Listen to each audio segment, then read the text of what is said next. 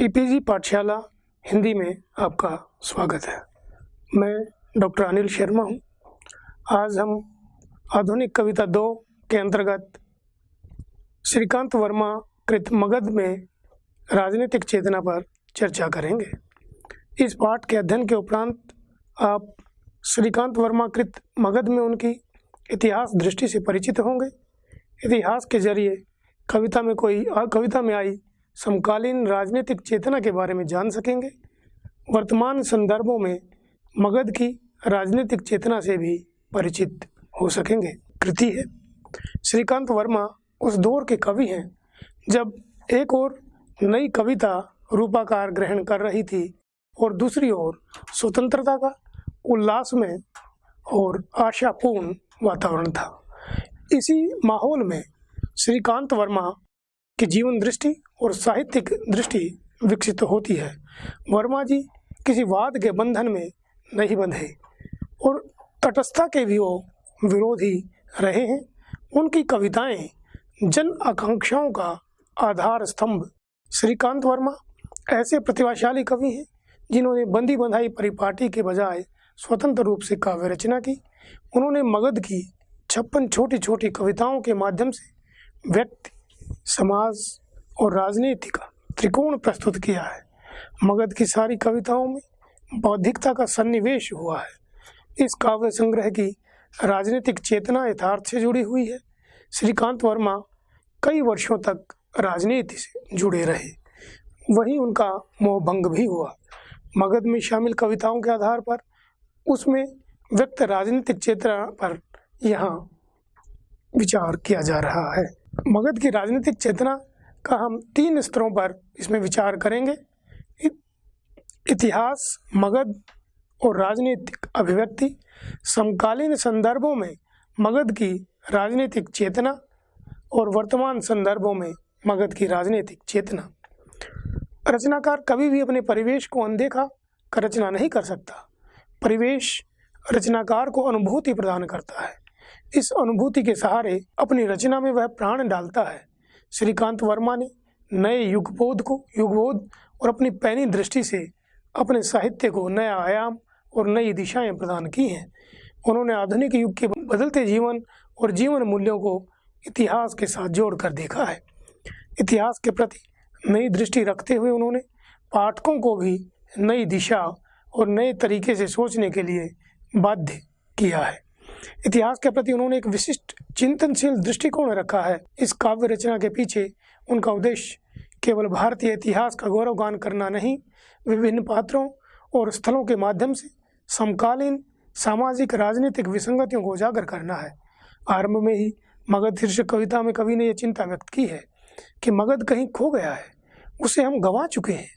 असल में मगध है तो वहीं, परंतु उस रूप में नहीं जिस रूप में कभी अपनी विशेषताओं के कारण पहचाना जाता है। तुम भी तो मगध को ढूंढ रहे हो बंधुओं, यह वह मगध नहीं तुमने जिसे पढ़ा है किताबों में, यह वह मगध है जिसे तुम मेरी तरह गंवा चुके हो। स्वातंत्रोत्तर काल में जीवन के हर क्षेत्र में बदलाव आया। इस बदलाव को राजनीतिक, सामाजिक, पारिवारिक हर स्तर पर देखा जा सकता है। इन्हीं बदलावों को महसूस कर एक संवेदनशील कवि ने इतिहास के पन्ने पलटे। वर्तमान की व्याख्या करने के लिए अतीत की ओर देखा, क्योंकि हमारा वर्तमान और भविष्य दोनों अतीत से जुड़े होते हैं। श्रीकांत वर्मा के काव्य में व्यक्त ऐतिहासिक स्थल और पात्र उस रूप में ऐतिहासिक नहीं है जैसा उन्हें इतिहास के संदर्भों में जाना पहचाना जाता है। एक सृजनशील रचनाकार की भांति उन्होंने सृजनात्मक ढंग से इतिहास को अपनी अभिव्यक्ति का माध्यम बनाया। राजनीतिक क्षेत्र में श्रीकांत वर्मा ने अनेक उतार चढ़ाव देखे और भोगे। मार्क्सवाद के बदलते रूप को देखकर वे निराश हो चुके थे। पूंजीवाद का वर्चस्व और मानव स्वाधीनता में बाधा उन्हें किसी रूप में मंजूर नहीं था। डॉक्टर लोहिया की मृत्यु, कांग्रेस विभाजन, देश में आपातकाल लागू होना, अवसरवाद, भ्रष्टाचार जैसी अनेक विपरीत परिस्थितियों ने कवि हृदय को आंदोलित किया। उन्हें महसूस हुआ कि हम अपने इतिहास भूल चुके हैं। भविष्य और वर्तमान के बीच अतीत सेतु की तरह काम करता है। उन्होंने न तो इतिहास के साथ कोई छेड़छाड़ की, न ही ऐतिहासिक परंपरा के साथ छल किया। नई कविता के दायरे से स्वयं को मुक्त कर उन्होंने समकालीन कविता के प्रांगण में सृजनात्मक ढंग से प्रवेश किया। राजनीतिक व्यवस्था को उसके अव्यवस्थित रूप से रूबरू कराने का आईना है मगध। इसमें शामिल कविताएं गहरी अवसाद से भरे हुए हैं। समकालीन राजनीतिक चेतना से मगध की कविताएं समाज के सम्मुख अनेक प्रश्न रखती हैं। ये प्रश्न व्यक्ति और नगर के अस्तित्व से जुड़े हैं ही, उस राजनीतिक वातावरण को भी उजागर करते हैं जहां इन दोनों व्यक्ति और नगर का अस्तित्व सुरक्षित नहीं है। समकालीन राजनीतिक जीवन में व्याप्त विसंगतियां व्यक्ति को मोहर की तरह इस्तेमाल करती हैं। शतरंज की तरह बिछी राजनीतिक बिसात पर मोहरे की तरह दो खेमों में बटे लोगों को संभावनाओं के दो द्वार तो दिखाई देते हैं, परंतु असमंजस की स्थिति तब आती है जब उनमें से किसी एक को चुनने का प्रश्न आता है। मैं कल तक रास्ता दिखा रहा था, यह कहकर कि सावधान, यह रास्ता उज्जैनी को जाता है। मैं आज भी रास्ता दिखा रहा हूँ, यह कहकर कि सावधान, यह रास्ता उज्जैनी को नहीं जाता। मगध का वर्तमान जैसा है वैसा पहले नहीं था। यही वजह है कि मगध की ओर जाने वाले मार्ग पहचाने नहीं जा रहे हैं। मगध अपना सारा धन, वैभव, समरसता, सुख, शांति गंवा चुका है। आज वह स्वयं को पहचान नहीं पा रहा है। मगध की ऐसी हालत क्यों हुई? इस प्रश्न का उत्तर जानने की जिज्ञासा सभी के हृदय में हिलोरे मार रही है। क्या हुआ मगध में? महाराज नहीं रहे अथवा महारानी ने पुनः कन्या जन्म दिया? क्या फिर हुई युद्ध की घोषणा? क्या फिर निषेधाज्ञा जारी हुई? क्या हुआ? प्रश्न दरअसल किसी एक जगह को छोड़कर दूसरी जगह जाने का नहीं है, बल्कि सवाल है जगह के प्रति मोह का। मगध से कौशल या कौशल से मगध की ओर जाने में ऊपरी तौर पर कोई फर्क नहीं आता, परंतु यह फर्क उनको अवश्य पड़ता है जो इस जगह को छोड़कर नहीं जाना चाहते हैं, जिनका इस जगह के साथ सानिध्य है, मोह है। आवागमन कविता में कवि ने कुछ इसी तरह के विचार रखे हैं। कवि भले ही अपने समकालीन परिस्थितियों से संतुष्ट नहीं है, फिर भी निराश, हताश नहीं है। उनका मानना है किसी के मत्थे मरने वाला कभी कुछ गढ़ नहीं सकता, मौलिक या नवीन रूप से रचना नहीं कर सकता। जीवन संघर्ष के मार्ग को उत्साह के साथ पार किया जा सकता है। निराश होकर हाथ पर हाथ रखकर बैठने से काम नहीं चलेगा। कराने वाला कभी भी जीवन का सही रूप में निर्वाह नहीं कर सकता।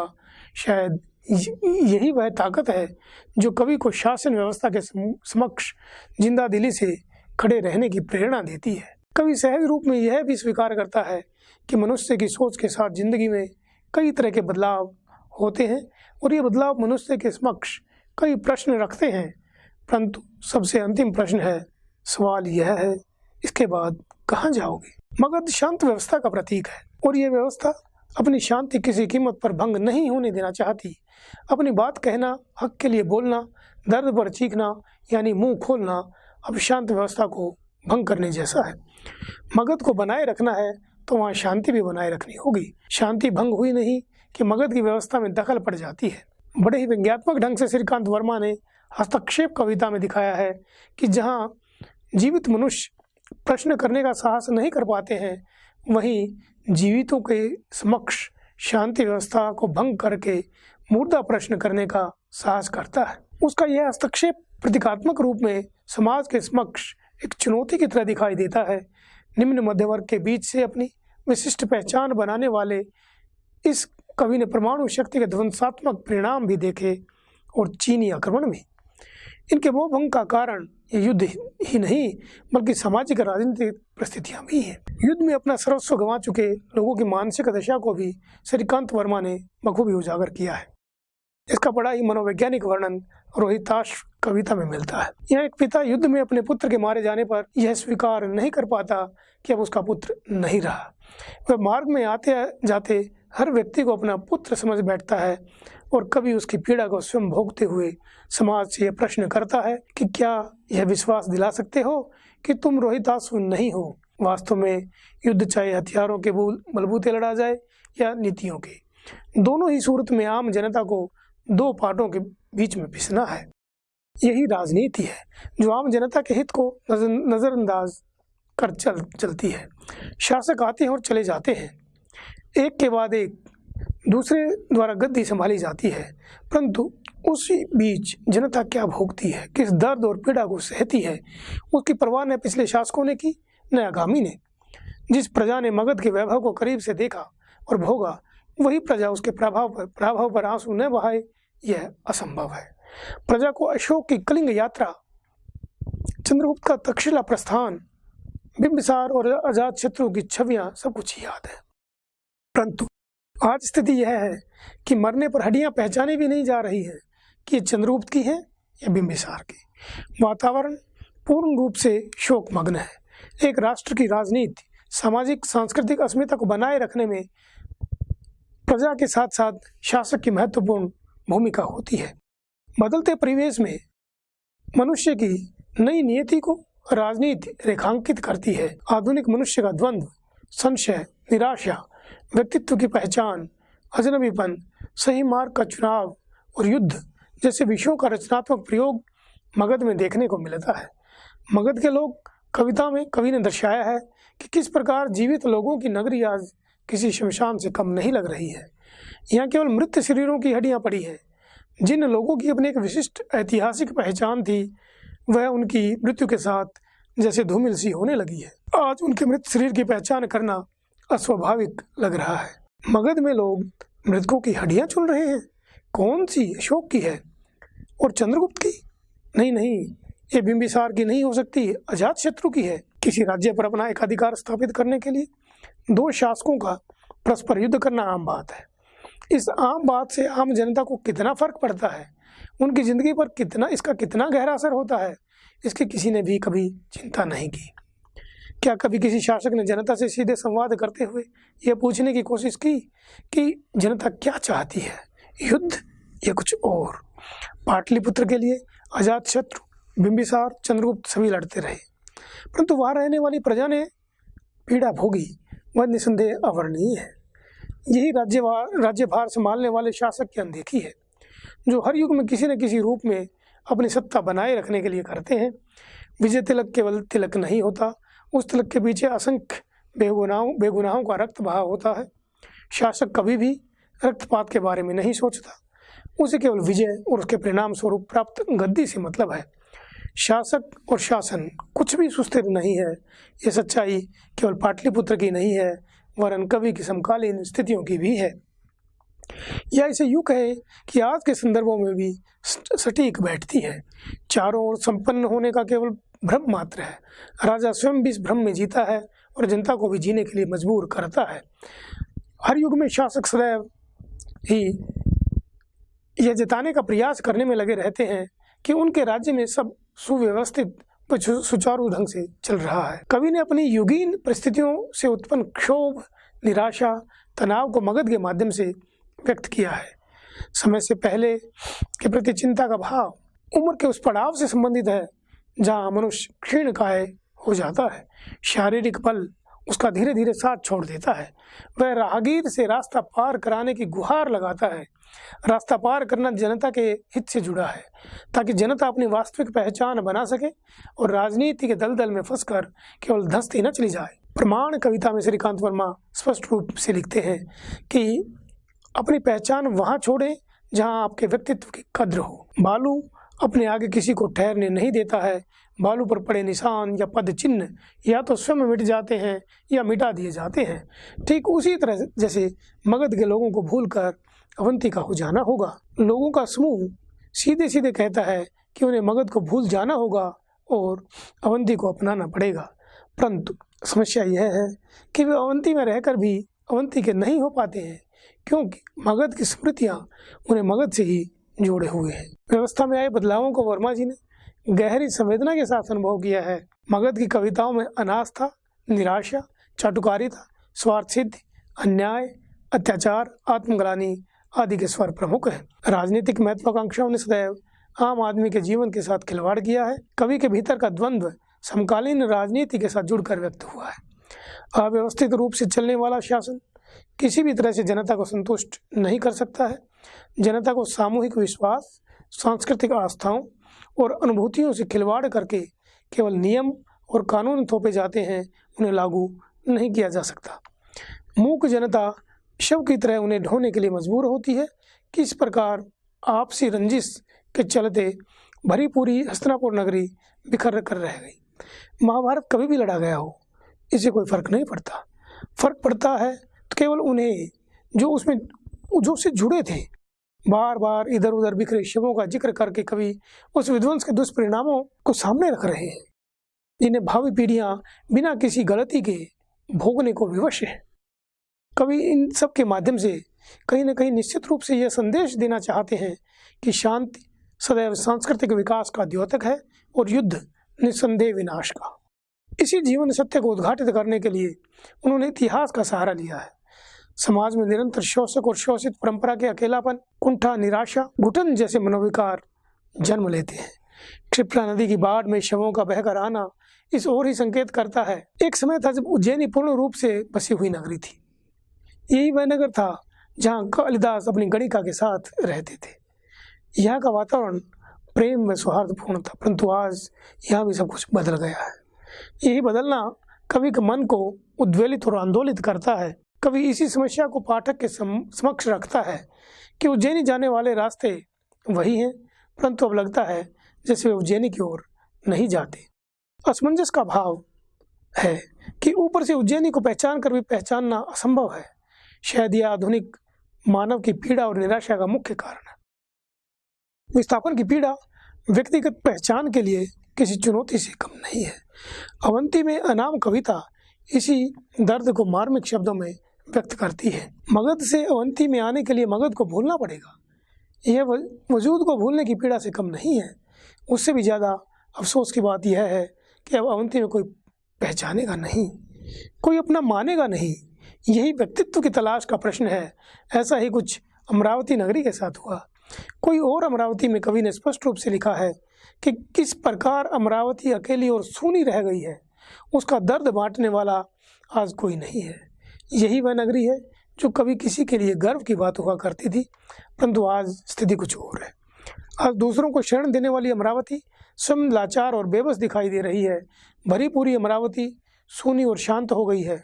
उससे संबंधित अब कोई स्मृति शेष नहीं है। न वहाँ गणिकाएँ हैं, न मंच, न ही नायक और नायिकाएँ। वजह फिर वही युद्ध ने सब कुछ बदल कर रख दिया है। शहरों का पूरा भूगोल बदल गया है। किसी नगर के उजड़ जाने की त्रासदी को भोगती जनता उस नगर की स्मृतियों में खोई रहती है। कभी इतना भावुक हो गया है कि इन उजड़े नगरों के उजड़ने का दर्द भी वह महसूस कर पा रहा है। वह नगर के विलाप को भी सुन पा रहा है। मथुरा, अवंती, हस्तिनापुर, मगध, उज्जैनी आदि नगरों के उजड़ने और उनके होने की स्मृतियाँ कवि हृदय में टीस उत्पन्न कर रही हैं। किसी भी नगर का वजूद उसके साथ साथ उसमें रहने वाले लोगों से भी होता है।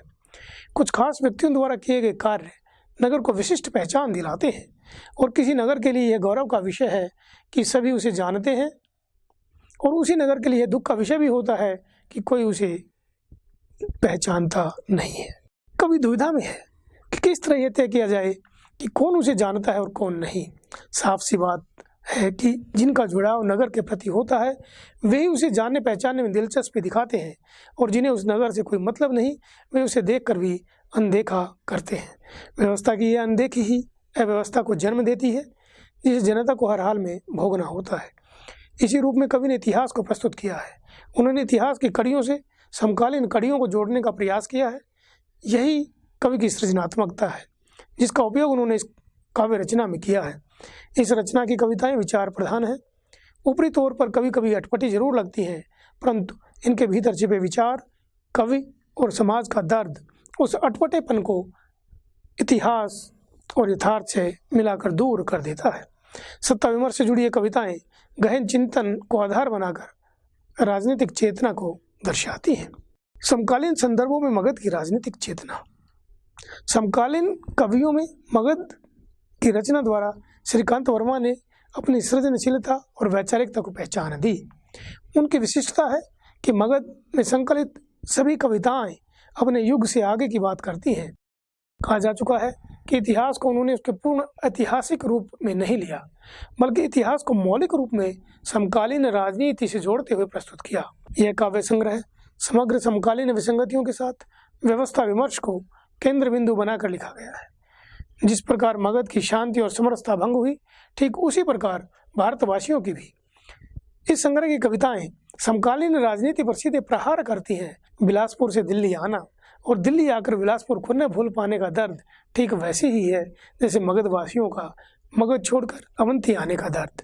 अवंती अनाम कविता में दर्द इस तरह बयां करते हैं, तब तुम दोहराओगे मैं अवंती का नहीं मगध का हूँ, और कोई नहीं मानेगा बिलबिलाओगे मैं सच कहता हूँ मगध का हूँ मैं अवंती का नहीं, और कोई फर्क नहीं पड़ेगा मगध के माने नहीं जाओगे अवंती में पहचाने नहीं जाओगे। दिल्ली में आने के बाद श्रीकांत वर्मा ने सक्रिय राजनीति से जुड़कर राजनीतिक गलियारों को करीब से झांका। राजनीतिक षड्यंत्र को उन्होंने स्वयं भोगा भी।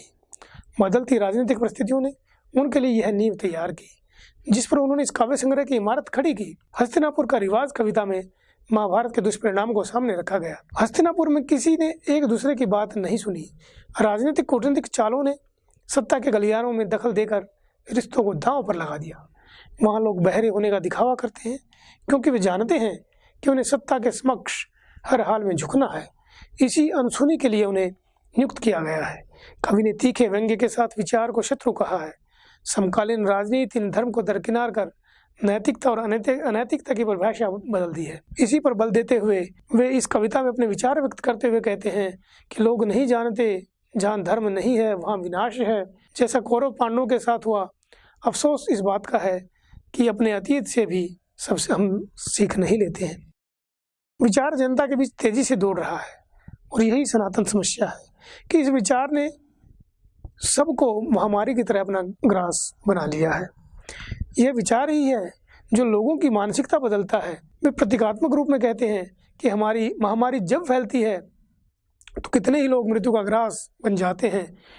ठीक उसी तरह से विचार की महामारी फैलने से लोगों में दुश्मनी बढ़ रही है और यही शत्रुता युद्ध को आमंत्रित करती है। इसी विचारों की लड़ाई ने समकालीन दौर में भी राजनीतिक उथल पुथल पैदा की है। चिल्लाता कपिल वस्तु में कवि ने स्पष्ट रूप से कहा है कि अब उज्जैन इस लायक नहीं रही कि उस पर शासन किया जाए।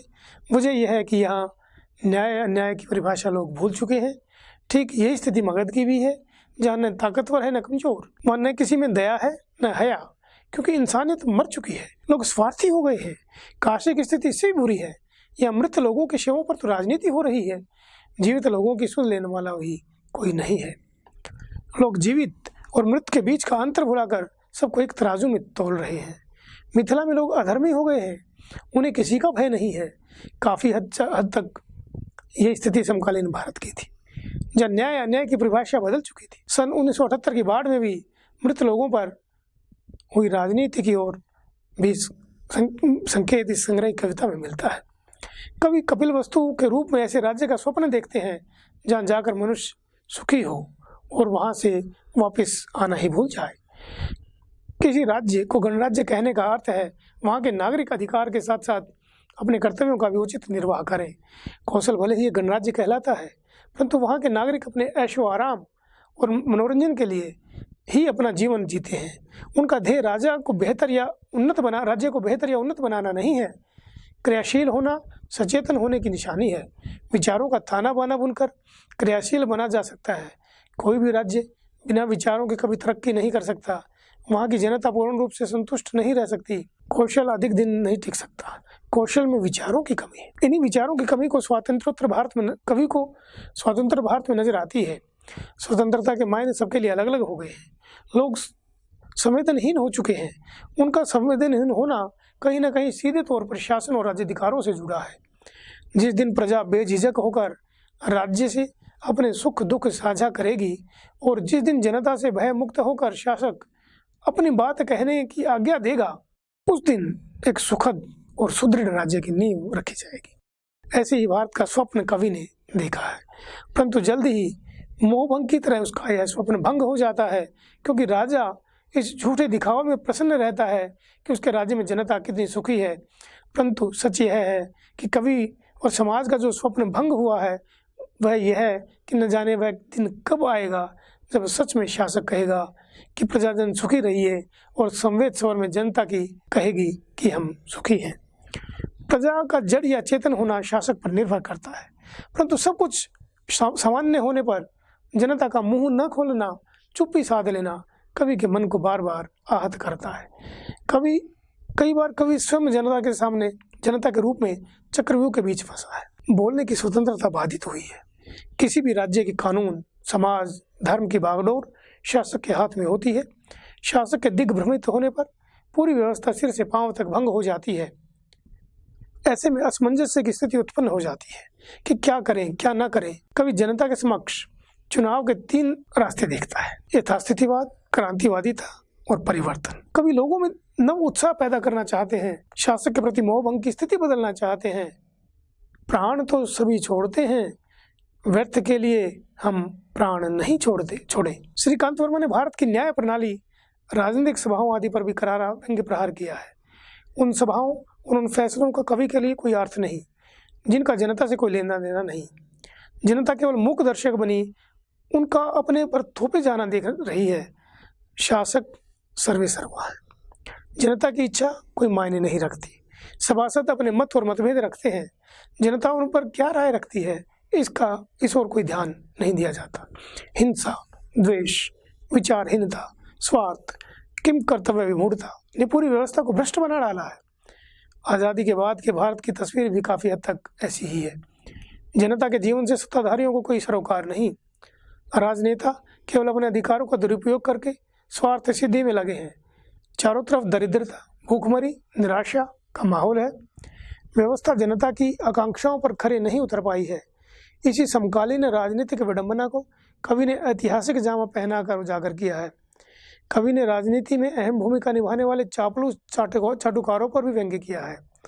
ये चाटुकार तक्षशिला के उन सैनिकों की तरह हैं जिनका काम सिर्फ एक दुर्ग से दूसरे दुर्ग तक जाना है। तक्षशिला अपने आप पर पछता रही है कि अगर उसे उजड़ना ही है तो उसे रचा क्यों गया। आज वह जर्जर और निस्सहाय दिखाई पड़ता। राजनीतिक विषाद पर सब कुछ धराशायी हो गया है। कवि फिर भी निराश नहीं है। वह फिर से कल्पना करता है एक नए भारत के निर्माण की। महलों में रौनक होगी, अंतःपुर में दोबारा कंगन खनकेंगे, हाट सजेंगे, बोला होगी, भिक्षा होगी, भिक्षुक होंगे, इच्छा होगी, इच्छुक होंगे। बसंत सेना कविता में सीढ़ियों के जरिए प्रतीकात्मक रूप में कवि ने दर्शाया है कि जो सीढ़ियां ऊपर जाती हैं वही नीचे की ओर भी आती हैं। ऊपर जाना उन्नति का और नीचे आना अवनति का सूचक है। प्रगति पथ पर अग्रसर होकर मनुष्य सीढ़ियां चढ़ता है जो सीमाहीन है, असंख्य है। कोई मनुष्य जो अवसान की सीढ़ियां उतरता है जो असंख्य और सीमाहीन है। सीढ़ियां कभी किसी की विजय या पराजय नहीं सुनती। उनका काम सिर्फ ऊपर पहुंचाना और नीचे उतारना है। समाज किस रूप में सीढ़ी का प्रयोग कर रहा है यह कवि के लिए चिंता का विषय है। मिथिला क्यों नहीं, कविता में उन्होंने साफ शब्दों में कहा है, चिंता व्यक्ति को धीरे धीरे क्षीण और निस्तेज कर देती है। शासक की विशेषता इसी में है कि वह अपने राज्य के हित को लेकर सदैव चिंतित दिखाई दे। कवि कहते हैं कि मिथिला में अवंती की भांति कवि या मूर्तिकार नहीं है, कोई गायक नहीं है। अगर ये तीनों न भी हों तो क्या फर्क पड़ता है? फर्क पड़ता है तो सेना, संपत्ति और मंत्री परिषद से जो जनता के सुख दुख की चिंता करती है। कवि उन कवियों कलाकारों पर कटाक्ष करते हुए प्रतीकात्मक रूप में कहता है कि अगर कोई भी कलाकार मृत्यु के भय से अपने दायित्व भूल जाए तो उसका जीवन किस काम का। वर्मा जी ने तीखे शब्दों में राज्याधिकारियों को उनके दायित्वों का बोध कराते हुए लिखा है, फर्क पड़ता है संपत्ति से, सेना से, मंत्री परिषद से। देखना पड़ता है प्रजा सुखी है या नहीं। एक कवि होने के नाते उन्होंने अपने दायित्व का पूर्ण निर्वाह किया। अपनी अभिव्यक्ति स्वतंत्रता का परिचय देते हुए उन्होंने निर्भीक होकर राजनीतिक विसंगतियों को उजागर किया। सन 1984 में मगध का प्रकाशन हुआ और उसके करीब 1 वर्ष बाद उन्हें कांग्रेस पार्टी के महामंत्री पद से हटा दिया गया। श्रीकांत वर्मा का काव्य संसार स्वतंत्र भारत की बुनियादी समस्याओं को अपने में समेटे हुए है। समकालीन राजनीति से मोहभंग की पीड़ा मगध के संपूर्ण कलेवर में नजर आती है। अब हम वर्तमान संदर्भ में मगध की राजनीतिक चेतना पर विचार करें। कवि युग दृष्टा और युग प्रवर्तक होते हैं। वे अपनी रचना के माध्यम से अपनी युगीन परिस्थितियों को उद्घाटित करने का प्रयास करते हैं। श्रीकांत वर्मा और उनका काव्य संग्रह मगध प्रासंगिक है। स्वतंत्रता प्राप्ति के बाद भी भारत की राजनीतिक स्थिति अस्थिर थी और आज भी अस्थिर है। जिस मानव हित और विश्व कल्याण की भावना को लेकर भारत आजाद हुआ था वह भाव धीरे धीरे दुर्भावना में बदलता चला गया। मगध एक कालजयी कृति है जिसकी प्रासंगिकता हर युग में बनी रहेगी। किसी कृति की विशेषता यही होती है कि वह अपने युग से आगे जाकर बात करे और प्रतीकात्मक रूप में हर युग का प्रतिनिधित्व करे। कवि ने ऐतिहासिक पात्र स्थलों के समीकरण से बदलते राजनीतिक भावबोध को परिस्थितियों के अनुरूप चुनकर समाज को सही दिशा की ओर अग्रसर करने का प्रयास किया है। वर्तमान राजनीतिक अस्थिरता और अव्यवस्था का अंदाजा आए दिन होने वाले बलात्कार, अपहरण, डकैती, लूटमार, हत्या आदि से लगाया जा सकता है। न्याय व्यवस्था का क्या आलम है, यह भी किसी से छिपा नहीं है। परंतु भ्रम में जीना कि राजा और प्रजा दोनों सुखी हैं, शायद राजनीतिक जरूरत बन गया है। प्रजा पूर्ण रूप से यांत्रिक बन गई है, जिसे शासन संचालित करता है, क्योंकि स्वयं शासक भी संवेदनहीन हो चुके हैं। जनता की इच्छा, उत्साह, जोश, भावनाएं सब कुछ मर सा गया है। हैरानी की बात यह है कि फिर भी शासक को खुशफहमी है कि जनता उसके राज में सुखी और प्रसन्न है। जैसी अशांति मगध की कविताओं में दिखाई देती है, ठीक वैसी ही अशांति आज चारों ओर फैली हुई है। और इन सबको नज़रअंदाज कर भ्रम में जीना आज शासक और शासित की नियति बन गया है। तो अंततः निष्कर्ष रूप में कहा जा सकता है कि मानव जीवन से जुड़ी विभिन्न राजनीतिक समस्याओं को कवि ने अतीत और वर्तमान के बीच एक रिश्ता कायम करके प्रस्तुत किया है। मगध की सभी कविताओं में एक विद्रोह, चीत्कार, निराशा, संशय का भाव स्वर सुनाई देता है। शासक न तो जनता की आकांक्षाओं पर खरा उतरना चाहता है और न ही वे खरा उतरने की क्षमता रखते हैं।